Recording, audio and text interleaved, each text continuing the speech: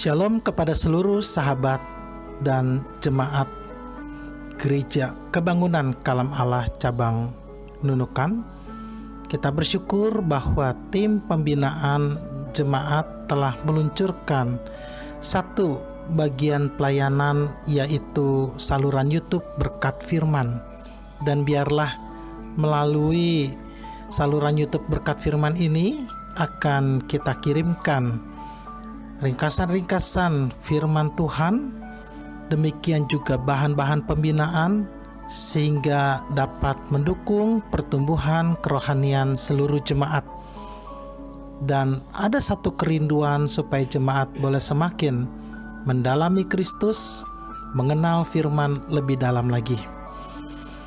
Di dalam Berkat Firman edisi pertama, Minggu 4 Juni 2023, kita akan membahas satu bagian firman Tuhan. Tapi sebelumnya ada 5 tips indah bagaimana kita mendengarkan firman Tuhan dengan baik. Kita akan menggunakan 5 jari kita. Yang pertama, jempol. Jadi, ketika kita mendengarkan firman Tuhan, siapkan catatan, pulpen, lalu tanyakan berdasarkan nomor urut jempol. Artinya, apa yang baik, apa yang menarik bagi saya ketika saya mendengarkan firman Tuhan ini. Lalu kemudian telunjuk, artinya perintah apa yang Tuhan berikan atau Roh Kudus katakan dalam hati saya yang harus saya lakukan sesuai dengan firman yang saya dengarkan hari ini. Lalu jari tengah, coba kita catat, ingat-ingat kembali prinsip-prinsip apa, hal-hal apa yang baik, yang menarik, yang dapat kita jadikan moto hidup kita sebagai petunjuk kebenaran hidup kita. Lalu kemudian kita ingat jari manis. Dengan jari manis ini kita akan mencoba mengingat, mencatat kembali pesan apa yang Tuhan berikan ketika kita hidup berkomitmen sesuai dengan firman Tuhan. Nah, nanti ketika kita ada pergumulan, kita boleh dengan janji-janji ini kita mohon perlindungan, kekuatan daripada Tuhan. Jari kelingking artinya adalah dosa apa yang Tuhan korek dalam hidup kita ketika kita mendengarkan firman Tuhan ini. Dan kemudian tentunya kita boleh mengaku di hadapan Tuhan, minta Roh Kudus untuk pembaharuan, sehingga dengan demikian kita boleh menjadi pribadi yang terus semakin hari semakin baru di dalam kasih Yesus Kristus. Khususnya pada minggu pertama bulan Juni tanggal 4 ini, kita akan membahas sebuah tema, yaitu jadilah Kristen yang bijak, sabar, dan murah hati. Ini adalah bagian pertama dari 4 seri khotbah tentang bulan Juni ini, yaitu dengan tujuan menjadi jemaat yang memiliki hati hamba dan juga sekaligus hati murid. Baik, sebelum kita boleh mendengarkan firman Tuhan, mari kita berdoa terlebih dahulu. Bapa Surgawi, biarlah Engkau bekerja Tuhan melalui firman yang diberitakan. Roh Kudus menggemburkan hati kami sehingga kami menjadi terbuka dan melihat kebenaran Tuhan. Dan tentunya kami rindu ya Tuhan, ketika kami mendengarkan firman-Mu, bukan saja pengetahuan, pemikiran kami yang ditambah, tetapi juga hati kami yang diperlembut, sehingga kami boleh menyadari segala dosa-dosa, bahkan mengerti segala firman yang Tuhan katakan untuk hidup kami. Dan lebih daripada itu, ada sebuah tekad pembaruan hidup, sehingga melalui firman-Mu kami boleh menjadi pelaku-pelaku yang hidup dan benar. Ya Tuhan, sekali lagi kami mohon, jadikanlah kami jemaat-jemaat Kristen yang bijaksana, sabar hati, dan memiliki kerendahan hati. Kiranya Tuhan terus memurnikan hati kami melalui firman-Nya. Di dalam nama Tuhan Yesus Kristus kami berdoa dan mengucap syukur. Amin. Miriam serta Harun mengatai Musa berkenaan dengan perempuan Kush yang diambilnya, sebab memang ia telah mengambil seorang perempuan Kush. Kata mereka, "Sungguhkah Tuhan berfirman dengan perantaran Musa saja? Bukankah dengan perantaran kita juga ia berfirman?" Dan kedengaranlah hal itu kepada Tuhan. Adapun Musa ialah seorang yang sangat lembut hatinya, lebih dari setiap manusia yang di atas muka bumi. Lalu berfirmanlah Tuhan dengan tiba-tiba kepada Musa, Harun, dan Miriam, "Keluarlah kamu bertiga ke kemah pertemuan." Maka keluarlah mereka bertiga.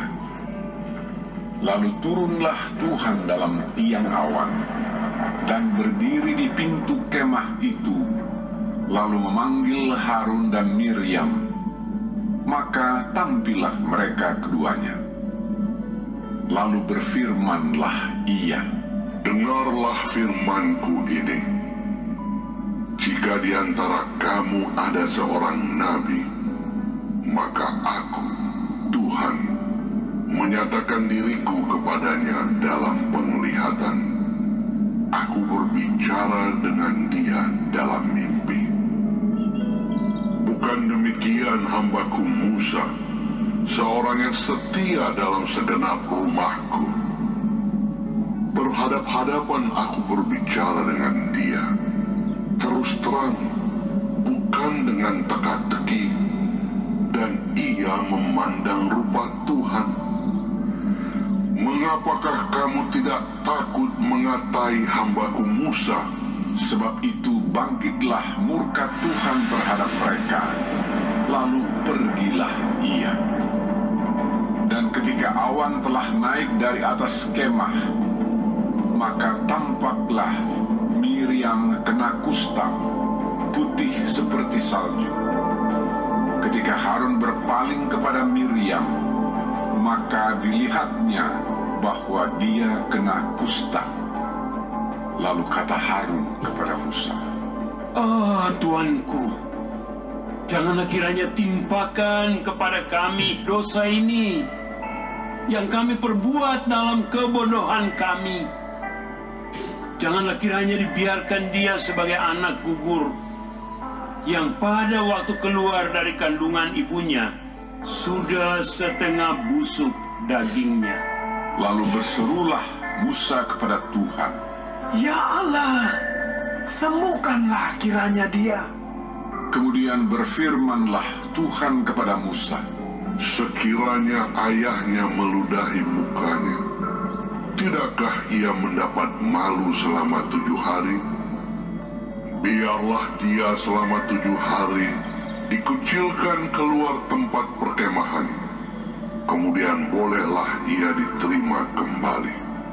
Jadi dikucilkanlah Miriam keluar tempat perkemahan 7 hari lamanya, dan bangsa itu tidak berangkat sebelum Miriam diterima kembali. Kemudian berangkatlah mereka dari Hazerot dan berkemah di padang gurun Paran. Demikianlah firman yang sudah kita dengar dari Bilangan 12 ayat 1 sampai 16. Berbahagialah setiap kita yang merenungkan firman itu, merenungkan dan melakukannya dalam hidup kita sehari-hari. Tuhan Yesus memberkati. Iya, jemaat terkasih di dalam Tuhan, tentu saja kita sebagai manusia, apalagi kita sudah mengenal Tuhan kita Yesus Kristus, ada satu kerinduan yang mendalam di dalam hati kita, bagaimana kita bisa menjadi seorang Kristen, pengikut Yesus yang bijaksana, sabar, dan murah hati. Ya, tentu saja ini bukan satu proses yang mudah dan perlu waktu panjang, bahkan sekolah rendah hati seumur hidup bersama dengan Tuhan di dalam pimpinan Roh Kudus dan penerangan daripada Alkitab firman Tuhan.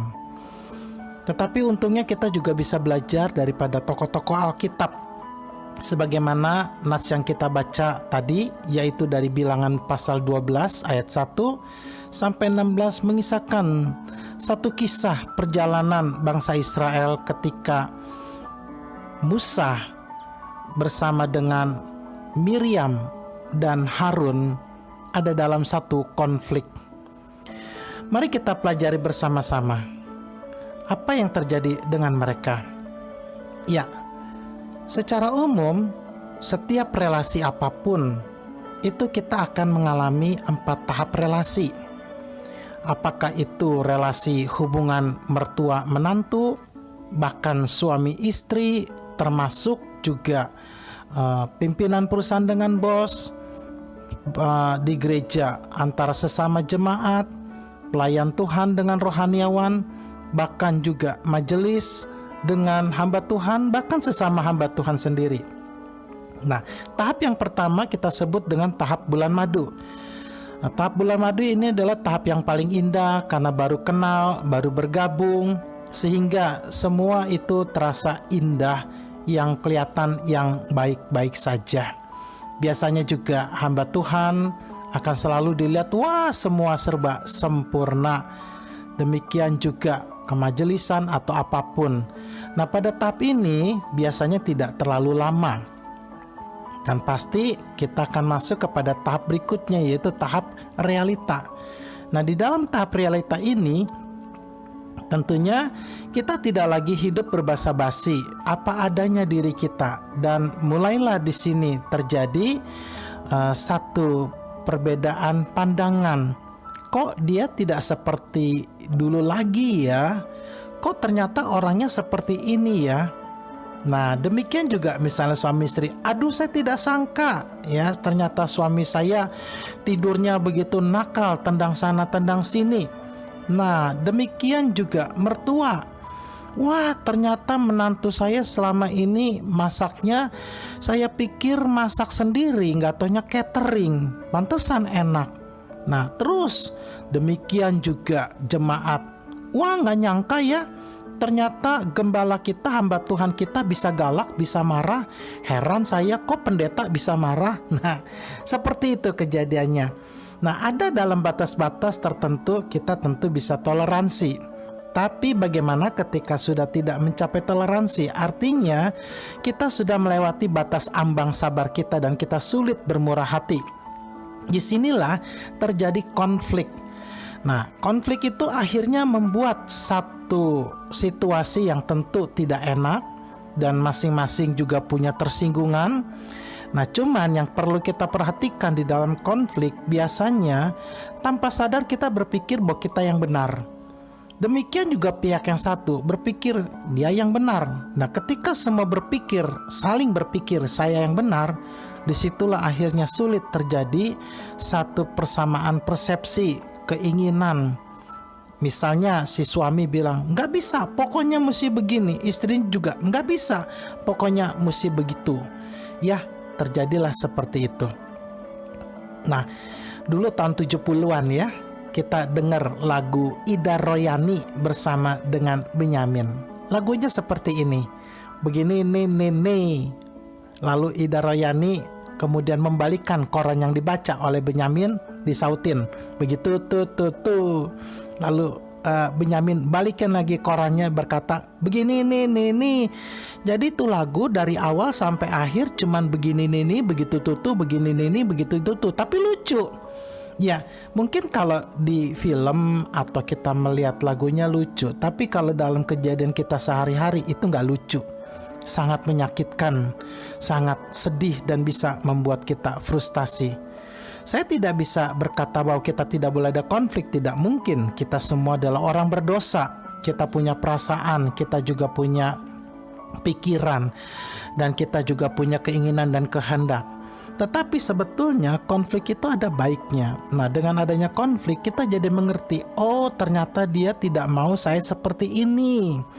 Dan kita juga pun mulai menunjukkan aksi, oh dia pun harus mengerti saya tidak mau kita seperti ini. Nah, ketika tahap konflik itu berhasil kita selesaikan, maka muncullah yang disebut dengan tahap pengertian. Nah, di dalam tahap pengertian inilah kita masing-masing bisa menjadi lebih bijak lagi di dalam kita berelasi, lebih sabar, lebih murah hati. Nah, ketika hal ini terus dipupuk sehari demi sehari, melewati kasus demi kasus, sehingga akhirnya terjadi sebuah relasi yang dewasa, Inilah yang disebut dengan bagaimana kita menjadi bijak, sabar, dan murah hati sebagaimana layaknya kita seorang Kristen. Nah, kalau kita lihat di dalam kisah Musa dengan Miriam dan Harun dan perempuan Kus, kalau kita lihat hubungan Musa dengan Miriam, dengan Harun dan bangsa Israel itu sudah pada tahap dewasa. Artinya mereka sudah saling mengerti satu dengan yang lain karena masing-masing sudah menjalani satu relasi yang cukup panjang selama kurang lebih 40 tahun di padang gurun. Tetapi bagaimana Musa dengan Kus, perempuan Kus? Itu masih tahap bulan madu. Tentu saja sebagai istri Musa, perempuan Kus ini masih perlu banyak belajar mengenal Musa, belajar mengenal saudara-saudaranya Musa. Siapakah perempuan Kus ini? Nah, waktu bangsa Israel keluar dari Mesir, negeri perbudakan, ketika Tuhan sudah menghajar dengan 10 tulah, ternyata ada satu suku yang sebetulnya bangsa budak, tetapi kemudian suku ini ikut bangsa Israel keluar dari Mesir menuju tanah perjanjian, tanah Kanaan. Nah, suku ini menurut penelitian para ahli berasal dari Afrika, artinya orang-orang kulit hitam. Nah, kita tahu akhirnya suku ini dipelihara sampai dengan Raja Salomo ketika mendirikan Bait Allah, lalu kemudian mereka diberikan jabatan khusus, artinya diperlakukan dengan sangat baik, dianggap seperti bangsa Israel sendiri. Kalau jemaat terkasih sempat pergi ke Israel, tur ziarah Holy Land Tour, di sana kita akan ketemukan ada beberapa rahib-rahib yang berkulit hitam. Nah, kalau kita tanya mereka orang apa, mereka akan jawab mereka adalah orang Israel. Ya, besar kemungkinan mereka adalah keturunan daripada bangsa Kus ini.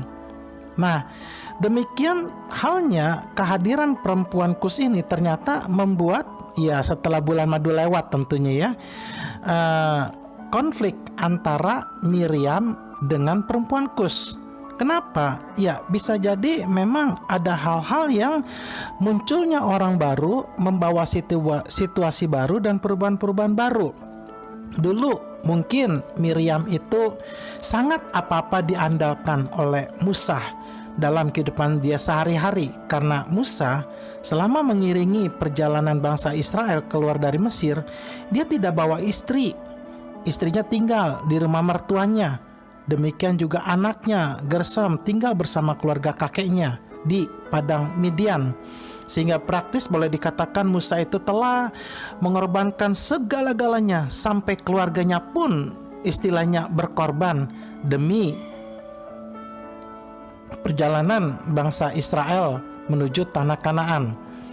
Nah, lalu lama-lama peran ini beralih kepada perempuan Kus ya dalam hidup Musa sehari-hari. Ya, tentu bisa saja akhirnya Miriam merasa tersingkir, merasa tidak terpakai, atau mungkin ada kebiasaan-kebiasaan daripada bangsa Kus yang memang itu menjadi sesuatu yang asing dan tidak disukai oleh Miriam.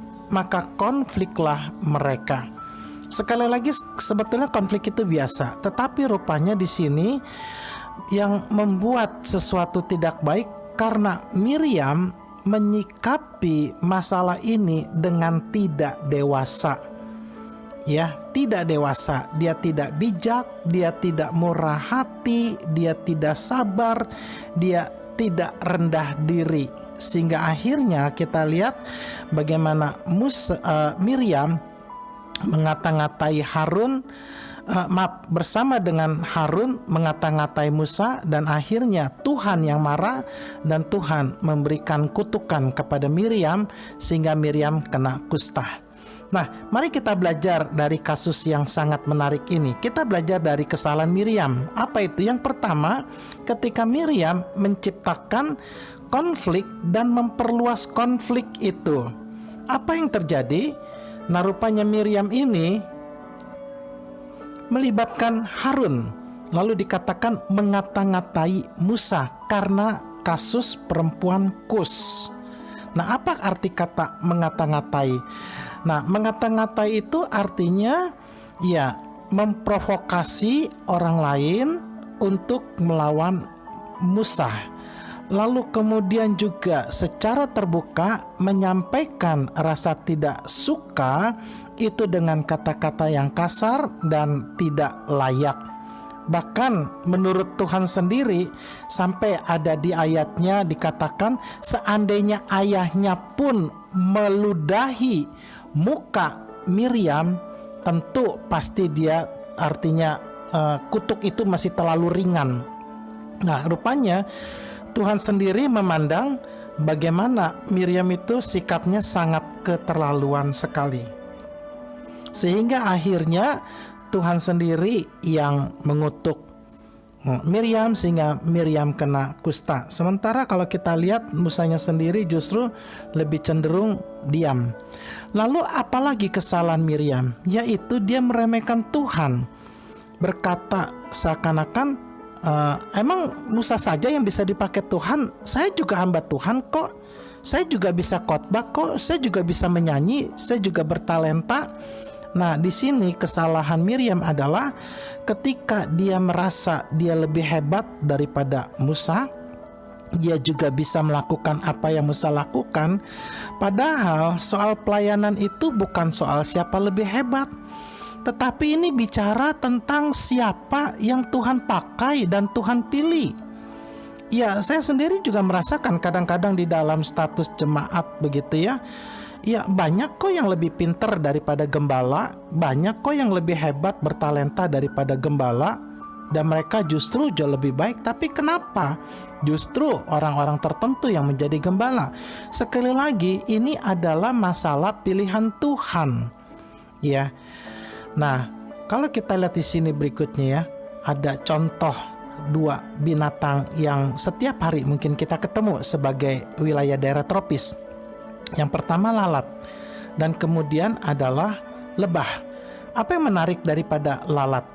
Lalat ini ternyata lebih tertarik kepada sampah.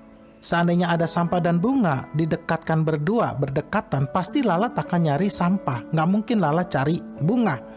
Nah, itulah sebabnya lalat ini suka dengan yang busuk-busuk, yang berbau amis, dan ya bahkan juga kotor dan menjijikkan. Menurut penelitian bahwa di dalam tubuh lalat ini per milimeter daripada tubuhnya itu mengandung ribuan daripada bakteri penyakit. Akibatnya apa kita lihat? Lalat ini hanya datang untuk menciptakan berbagai macam penyakit. Nggak ada gunanya sama sekali. Ya mungkin gunanya lalat diciptakan adalah sebagai bahan makanan untuk makhluk lain, itu saja. Ya, bagaimana dengan lebah? Nah, lebah ini ternyata tidak tertarik pada hal-hal yang berbau busuk. Dia lebih suka pada hal-hal yang wangi, dan dia tidak akan melihat sampah sebagai satu pemandangan yang menarik. Tapi sebaliknya dia melihat bunga sebagai sesuatu yang indah. Itulah sebabnya lebah lebih suka mengumpulkan nektar, ada di antara bunga-bunga, dan akhirnya kita lihat di dalam kehidupan lebah itu menghasilkan nilai guna yang sangat tinggi. Dari hasil produk madunya sampai kepada mayat-mayat daripada lebah yang mati di dalam sarang, bahkan sampai sarangnya pun semua mengandung nilai ekonomis yang tinggi. Nah, kalau kita lihat ya, kehidupan Miriam itu dalam kasus ini seperti lebah. Ya, seperti lalat. Apa itu kerjanya? Cari-cari kesalahan orang, cari-cari kesalahan siapa sih perempuan Kus begitu. Nah, kita kalau tidak hati-hati, kita bisa seperti Miriam. Jadi kita kerjanya di gereja, di perusahaan, di keluarga hanya nyari-nyari terus kesalahan-kesalahan. Nah, itulah sebabnya ya, kita harus berpikir menurut seperti Lukas 7 ayat 47. Dikatakan orang yang banyak diampuni, dia akan banyak berbuat kasih, murah hati, dan akan menjadi bijak. Tapi orang yang merasa sedikit diampuni, dia akan menjadi orang yang sulit untuk mengampuni, sulit untuk berbuat kasih. Ya, nah ini sesuatu pelajaran yang menarik. Mari kita coba tanamkan dalam pikiran kita ya. Jangan bangga kalau kita berhasil menemukan kesalahan orang lain, dosa orang lain, lalu kita berkata, ini saya loh yang nemukan. Jangan. Kenapa gitu? Karena itu berbahaya buat kita. Ada hal-hal tertentu yang kita tidak tahu. Bisa jadi besok, lusa orang tersebut bertobat di hadapan Tuhan, Tuhan ampuni, dan ketika dia meninggal, bisa jadi namanya sudah tercatat di dalam kitab kehidupan. Sebaliknya, kita yang terus-terusan mencari-cari kesalahan orang, jangan-jangan nama kita itu sudah tercatat di kitab penduduk neraka sebagai orang yang sombong, yang tidak merasa dirinya salah, merasa benar, bahkan orang yang merasa paling tinggi hati, paling suci, paling kudus sedunia. Ya, nah kita lihat di sini bagaimana satu kejadian yang sangat menarik. Yuk, sekarang kita lihat apa yang kita bisa pelajari. Mari kita belajar dari cara kita memahami ketetapan Allah, pikiran Allah, ya. Nah, Tuhan itu memilih siapa yang menentukan. Orang yang diberikan karunia, orang yang diberikan jabatan. Memang betul, Miriam itu sangat berjasa dalam kehidupan Musa. Bisa dikatakan juga bahwa kalau tidak ada Miriam, mungkin Musa sudah mati, dibunuh oleh tentara Firaun waktu dia bayi. Bahkan juga mungkin sudah mati ditelan buaya di Sungai Nil. Miriam itu yang menunggui bayi Musa dalam keranjang, mengantarnya sampai bisa pada situasi kepada putri Firaun yang sedang mandi di sungai. Dan untuk itu Miriam menempuh bahaya. Dia harus terjun ke dalam Sungai Nil untuk menolong keranjang itu sampai. Miriam itu besar sekali jasanya. Bahkan ketika bangsa Israel keluar dari Mesir, Miriam itu bernyanyi, menari. Artinya Miriam punya karunia yang sangat luar biasa. Bahkan Harun itu juga orang yang pandai bicara, sehingga akhirnya Harun dipakai sebagai penolong Musa untuk menyampaikan pesan kepada Firaun dan juga kepada bangsa Israel. Sementara Musa sendiri mengakui, saya ini orang yang berat lidah, saya ini bukan orang yang pandai bicara, dan saya ini bukan orang yang suka tampil di depan umum. Kelihatannya Musa seperti itu, ya. Nah, tetapi siapa yang mau jadi pemimpin bangsa Israel? Dan kita tahu bagaimana kerasnya bangsa Israel. Pernah pada satu masa Musa itu mau ditimpuk oleh seluruh penduduk Israel di padang gurun. Kenapa? Karena dia tidak suka, marah kepada Musa hanya karena peristiwa makanan dan minuman. Nah, tetapi kalau kita lihat, karena Tuhan yang memilih, sejujurnya Musa juga nggak bisa lari dari tanggung jawab sebagai seorang nabi, pemimpin bangsa Israel. Nah, tetapi kalau kita lihat bagaimana Musa ketika dihina, dikata-katai, lalu kemudian Miriam memprovokasi banyak orang untuk membenci Musa. Nah, ternyata Tuhan berpihak kepada Musa dan Tuhan marah.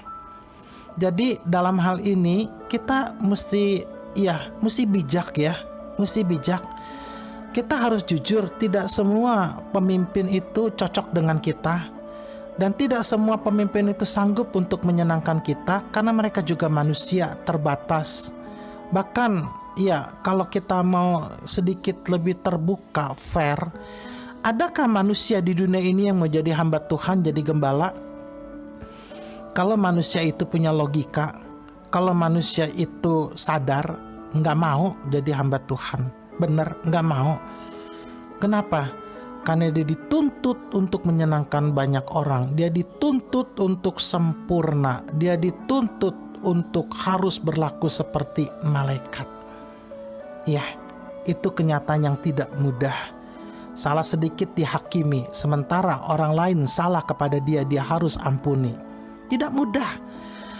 Nah, tetapi kita lihat akhirnya ya, semua itu adalah karena kasih karunia Tuhan. Ada banyak kok kasus hamba Tuhan itu berdosa besar. Ada banyak. Contohnya Harun ketika peristiwa anak lembu emas. Dia membuat patung anak lembu emas. Lalu yang terjadi apa? Tuhan begitu marah. Puluhan ribu bangsa Israel mati binasa karena kasus itu. Tapi Harunnya tetap. Nah, ini saya nggak ngerti. Kenapa Tuhan kok begini? Ya, tapi sekali lagi itu membuktikan bahwa Tuhan punya otoritas tersendiri. Daud di dalam 1 Tawarik 21, dia kena ketipu oleh iblis, lalu membuat sebuah angket, dan ujung-ujungnya Tuhan yang marah. Nah, ketika Tuhan marah, puluhan ribu orang Israel mati kena kutuk, sampar. Tapi Daudnya sendiri sehat-sehat saja, lecet pun tidak. Nah, kenapa ini? Sekali lagi saya tidak mengerti, ya. Nah, oleh sebab itu kita bisa melihat bahwa ternyata relasi Tuhan dengan tiap orang itu tidak sama. Tidak sama. Ya, secara umum tentu artinya gini, Tuhan sayang kepada semua umatnya, ya. Tapi kok ada umatnya yang diberkati, ada umatnya yang selalu berhasil, kok ada umatnya yang selalu gagal? Yaitu tidak lain adalah karena sikap kita sendiri kepada Tuhan. Ya, contoh saja gitu ya, kita kadang-kadang ini bagi orang jemaat yang punya anak 3, 4, 5, lebih dari 1, sifat tiap anak beda kan? Nggak sama kan? Lalu apakah kita pilih kasih? Tidak, kita sama, semua sama. Tapi nanti dalam prakteknya, apakah semua sama? Tidak. Sekali lagi tergantung sikap anak itu kan ya. Nah, untuk anak yang bisa diajar dengan kalimat cukup kata-kata, ya tentu akhirnya tidak akan kena pukulan. Tapi untuk anak yang nakal, yang sulit dengan kata-kata, terpaksa dengan pukulan. Dan semua itu membuktikan bahwa kita punya kasih sayang yang sama. Nah, dalam hal ini Tuhan memang memandang Musa itu sebagai seorang sahabat. Artinya apa? Musa adalah orang yang berkenan sampai Tuhan itu bisa ngomong, terbuka, menampakkan dirinya. Tetapi Miriam dan Harun itu hanya dipandang sebagai seorang nabi oleh Tuhan. Apakah sahabat itu? Ya, sahabat itu menurut Yesus Kristus adalah para pengikut Tuhan yang memang memiliki hubungan sangat dekat, sehingga Tuhan Yesus sendiri akan membukakan semua rahasia rencana Tuhan di dalam kehidupan kita semua. Itulah sebabnya tidak heran ya, ada orang-orang yang begitu dekat dengan Tuhan sehingga dia bisa mendengar suara Tuhan. Tapi ada orang-orang yang kadang-kadang baca Alkitab bolak-balik sampai minta didoain, tetap dia tidak mendapatkan apa-apa. Bukan berarti Tuhan tidak jawab ya, bukan berarti Tuhan tidak sayang, tapi mungkin Tuhan punya agenda tersendiri kepada orang tersebut. Nah, sekarang kita belajar dari sikap Musa. Bagaimana Musa? Dikatakan Musa adalah orang yang paling lembut hatinya. Nah, ini Tuhan yang menilai ya. Saya sebetulnya kalau jadi Musa, saya akan tutup muka, malu. Kenapa? Dia sendiri nulis Alkitab, dipakai Tuhan, lalu dia sendiri memuji dirinya sendiri. Coba bayangkan, Musa menulis sendiri. Musa adalah orang yang paling lembut hatinya. Kalau kita menulis melihat tulisan orang, saya adalah orang paling baik sedunia, kita langsung berkata apa? Mungkin kita akan bersikap nyinyir, menyindir, masa sih, atau menghina, ya kan? Tetapi bagaimana lihat sikap Musa? Dia rela dihina orang, dia rela direndahkan orang. Dia tahu dia akan mungkin dilecehkan ketika dia menulis firman Tuhan. Musa adalah orang yang paling lembut hatinya. Tetapi karena Tuhan yang memerintahkan dia menulis ayat itu, maka dia tulis. Dari sini aja kita bisa belajar bagaimana Musa memiliki sikap yang sangat rendah hati. Rela dipermainkan Tuhan. Rela dijadikan alat bagi Tuhan untuk apa istilahnya, orang membiarkan diri dia menghinanya. Nah, dan kita lihat bagaimana Musa memiliki sikap rendah hati ketika dia dihina. Dia tidak marah sedikit pun dalam peristiwa ini. Dia murah hati. Bahkan Musa yang justru berdoa kepada Tuhan untuk mencabut kutukannya. Dan akhirnya kita lihat bagaimana Musa begini sabar ketika Miriam kena kutuk sampai 7 hari lamanya kena kusta. Musa memerintahkan bangsa Israel tidak berangkat dulu, kita semua di padang gurun sampai Miriam benar-benar sembuh, lalu mereka berangkat. Dan Musa dalam hal ini tidak ditinggalkan, tetap diajak. Dari sinilah muncul kata bijaksana. Jadi kata bijaksana artinya adalah satu sikap gabungan daripada rendah hati, murah hati, dan sabar. Rendah hati artinya apa? Nggak punya niat untuk sombong. Murah hati artinya apa? Selalu rela mengampuni, selalu rela memberi, selalu rela berbagi, selalu rela mengalah. Sekalipun dia benar, tapi siap untuk dipersalahkan. Dan sabar. Sabar artinya apa? Dia menantikan Tuhan. Sabar itu artinya definisinya adalah Tuhan sedang minta waktu buat kita untuk menyelesaikan masalah kita. Maka jadilah bijaksana. Ya, bijaksana ini adalah satu sikap bagaimana kita mampu menahan diri dan berespon untuk menghadapi kasus-kasus ambang batas. Ya, berespon dalam arti kita berespon positif, kita tidak ngamuk, tidak marah, bahkan tidak istilahnya membludak gitu, atau kita histeris sampai ya bagaimanapun ya, tapi tetap sabar, banyak berdiam diri, banyak berdoa. Nah, bijaksana juga artinya adalah satu kemampuan untuk menyelesaikan masalah dengan cara-cara ilahi yang kalau secara manusiawi itu tidak ada teorinya. Saya ambil contoh ya. Ketika Salomo dihadapkan pada dua ibu yang ribut memperebutkan satu orang bayi. Satu ibu berkata, ini bayi saya. Yang satu bilang, ini bayi saya. Enggak, ini bayi saya. Terus saja ribut, masing-masing merasa memiliki.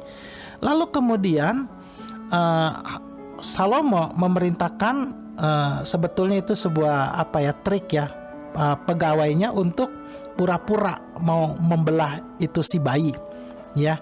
Lalu ibu yang jahat berkata, bunuh aja. Lalu ibu yang baik berkata, ibu yang asli, jangan bunuh, lebih baik bayi itu hidup, kasih ke dia, nggak apa-apa. Nah, dari sini dia tahu bagaimana ibu yang benar daripada bayi yang diperebutkan. Nah, tentu masalah ini tidak sulit kalau zaman sekarang. Tinggal ambil bayinya, ambil sedikit darahnya, periksalah, lalu ini golongan apa, ABC, AB atau AB, mudah kan?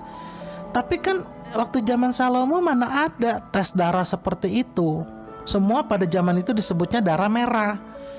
Nah, tapi bagaimana kok Salomo bisa dengan cara seperti itu? Ya, itu yang disebut dengan hikmat. Gak ada teorinya zaman itu, tapi Salomo bisa.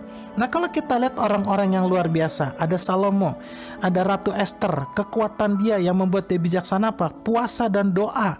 Yusuf yang membuat dia menjadi berhikmat, bijaksana apa? Karena dia mampu melihat masa depan. Daniel, apa yang membuat dia hebat? Dia begitu luar biasa karena dia berintegritas dan dia orang yang sangat peka dengan suara Tuhan. Dan dia sangat rajin di dalam berdoa.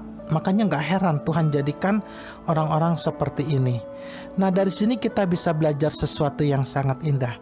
Nah, saya ada sebuah ilustrasi. Ini yang disebut dengan sebuah ember yang bocor ya.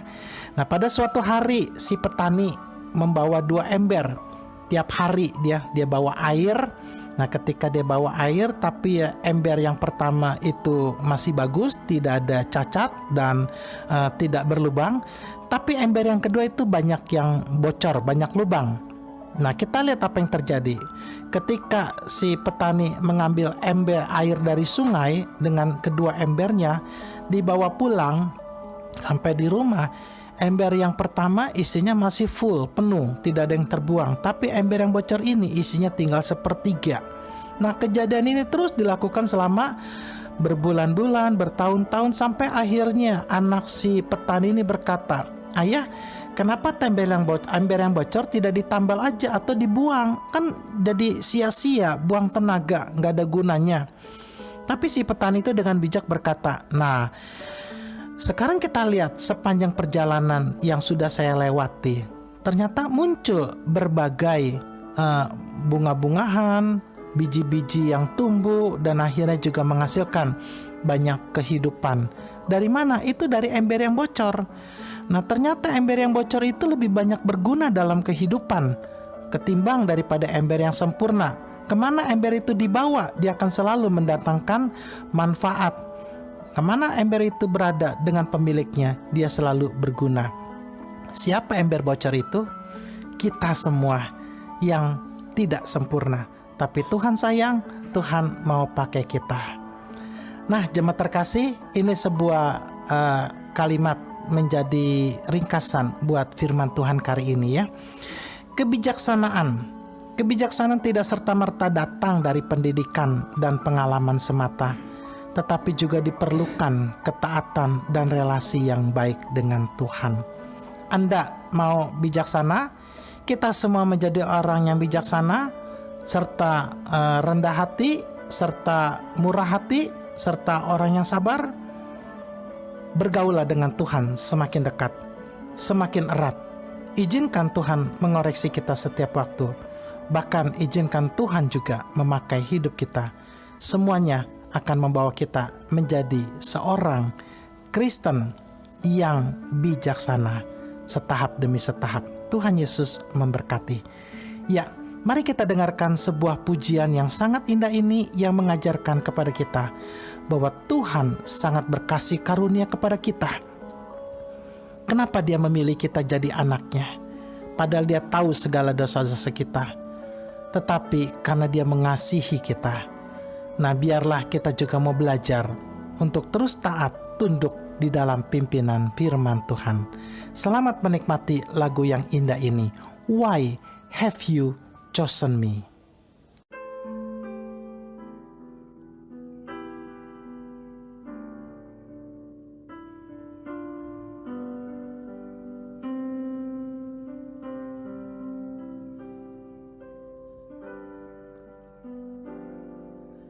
Mengapa kau memilihku jadi anak terkasih-Mu? Kau tahu segala dosaku.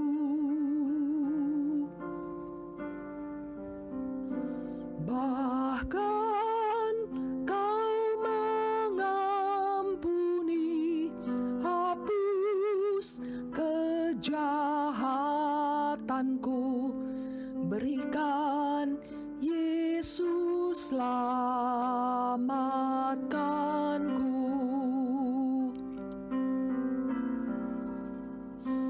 Tuhan, tolongku untuk perbuat yang Kau inginkan. Segala firman-Mu ku kan taat.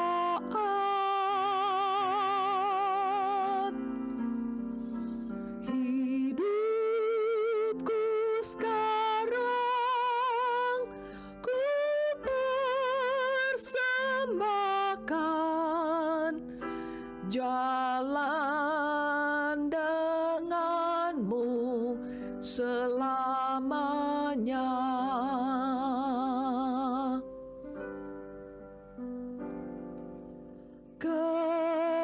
Kebesaran kasih-Mu sungguh amat mengagumkanku. Kau cari kutuk berkatiku.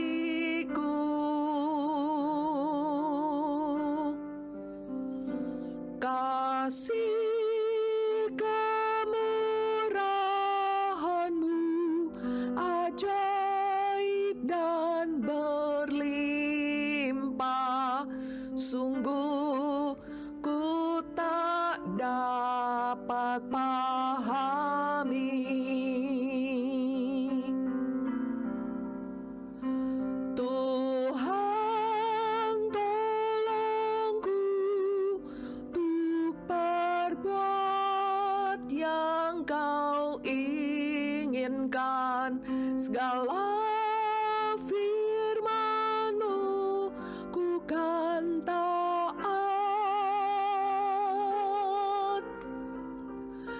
Hidupku sekarang ku persembahkan, jalan dengan-Mu selamanya. Tuhan, tolongku untuk perbuat yang Kau inginkan. Segala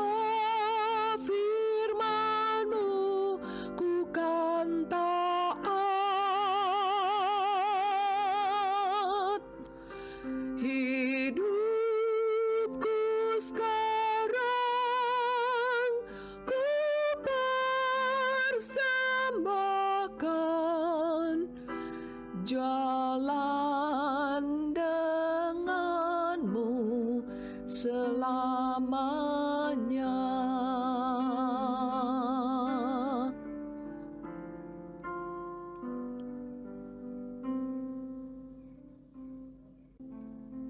Mari kita bersama-sama berdoa.